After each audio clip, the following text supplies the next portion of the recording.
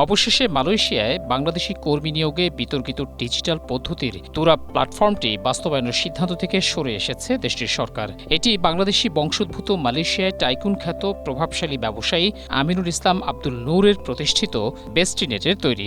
তার বিরুদ্ধে অস্বচ্ছ ব্যবসায়িক পদ্ধতির মাধ্যমে বাংলাদেশি অভিবাসী শ্রমিকদের শোষণের বিস্তর অভিযোগ রয়েছে। জানা গেছে, foreign workers centralised management system FWCMS, যার আরেক নাম the universal recruitment advanced platform বা তুরাব, নানা বিতর্কের মুখে শেষ মুহূর্তে এই পদ্ধতি বাতিল করে দেয় সরকার। মালয়েশিয়ার গণমাধ্যমের খবরে বলা হচ্ছে, দেশটির প্রধানমন্ত্রী আনোয়ার ইব্রাহিম নিজেই এটি বাতিলের নির্দেশ দিয়েছেন। এ নিয়ে দেশটির গণমাধ্যমগুলোতে বেশ ফলাও করে সংবাদ প্রকাশিত হয়।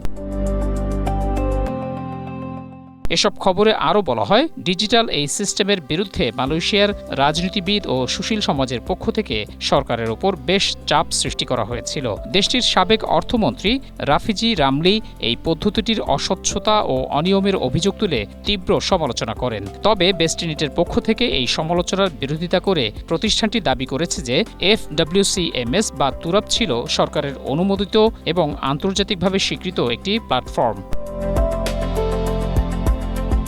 কোম্পানিটি আরও জানায়, এই পদ্ধতি মালয়েশিয়ার বিদেশি কর্মী ব্যবস্থাপনায় ইতিবাচক পরিবর্তন এনে দিয়েছিল এবং এক দশকের বেশি সময় ধরে যথাযথভাবে এটি গড়ে তোলা হয়েছে।